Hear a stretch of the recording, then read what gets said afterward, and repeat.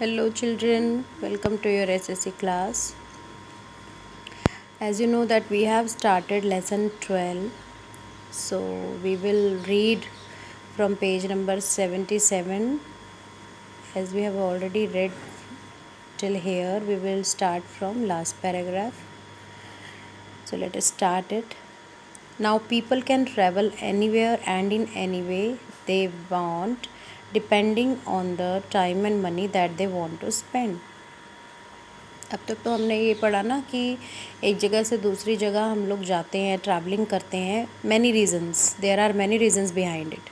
ठीक है, अब जाते हैं लेकिन उसके लिए हम क्या यूज़ करते हैं? We use many means of transportation. और वो मीन्स ऑफ ट्रांसपोर्टेशन एयरवेज होगा, वाटरवेज होगा, रोडवेज होगा, रेलवे होगा. It depends upon two main things, time and money. अगर हमें टाइम कम स्पेंड करना है, इमरजेंसी है, हमें एकदम से पहुंचना है, तो हम कौन सा चूज़ करेंगे मीन ऑफ ट्रांसपोर्ट?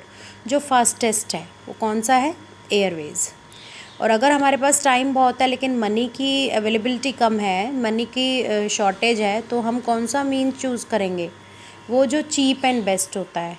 ठीक है, जैसे रेलवेज़ हो गया. ओके, सो ये डिपेंड करता है mean of choice of mean of transport upon two factor, time and money. ठीक है, दे कैन ट्रैवल बाय बस, car, train, metro, aeroplane, ship, boat etcetera. इनमें से कोई भी मीन ऑफ ट्रांसपोर्ट हम चूज़ कर सकते हैं अगर हमारे पास जितना टाइम है और जितना मनी है उसके बेसिस पर. Next is in ancient times man had to walk on foot. पुराने टाइम में, एंशिएंट टाइम्स में क्या था कि मैन के पास इतने ज़्यादा सोर्सेज नहीं थे, व्हीकल्स नहीं थे, तो नॉर्मली लोग लॉन्ग डिस्टेंसेस भी ऑन फुट, खुद अपने पैरों से चलकर ही कवर करते थे. He had to move from one place to another in search of food and shelter. जब बहुत अर्ली टाइम था, अर्ली मैन के टाइम में तो व्हीकल्स थे ही नहीं, तो और लेकिन फूड और वाटर के लिए उसको हमेशा एक जगह से दूसरी जगह पे जाना पड़ता था. तो उस टाइम पे वो बेसिकली पैदल ही चलता था. It has if he had to cross a water body he used a canoe, dot or a reed boat.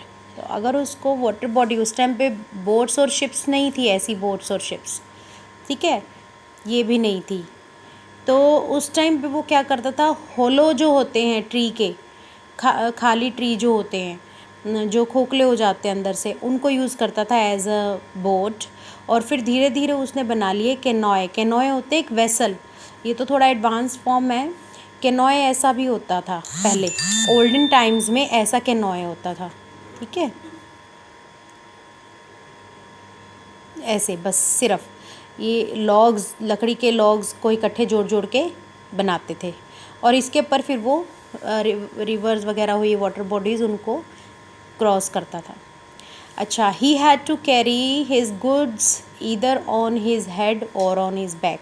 और अगर चीज़ें ले जानी होती एक जगह से दूसरी जगह, तो क्या मीडियम था, तो कोई ट्रक्स नहीं थे, कुछ नहीं थे, तो वो क्या करता था, उनको लोड करता था अपने हेड्स पर या फिर अपनी बैक पर.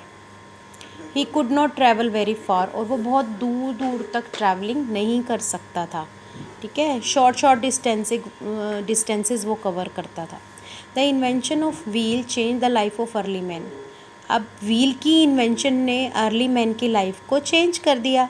कैसे? जब व्हील इन्वेंट हुआ तो धीरे धीरे उसने क्या बना लिए? व्हीकल्स बना लिए, कार्ट बना ली. ठीक है ना. वो होने के बाद he also now he made a cart and loaded heavy goods. अब तक तो अपने सिर पे ढो रहा था ना सामान, तो अब उसने कार्ट बना ली हैवी गुड्स को ले जाने के लिए, कैरी करने के लिए. He also trained horses and donkeys to pull the carts. और उसने हॉर्सेज और डंकीज़ को ट्रेन किया कि कैसे कार्ट को पुल करना है. The transportation of people and goods became easier. So इससे क्या हुआ, जो गुड्स और लोगों की ट्रांसपोर्टेशन थी एक जगह से दूसरी जगह, या तो ह्यूमन बीइंग को जाना है या चीज़ों को जाना है, तो वो क्या हो गया, ईजियर हो गया पहले से. Do you know the discovery of fire change the way the man eight and lived. Fire की डिस्कवरी ने जो आदमी जैसे खाना खा रहा था या जैसे रह रहा था, उसका जो तरीका था, स्टाइल था, उसको चेंज कर दिया.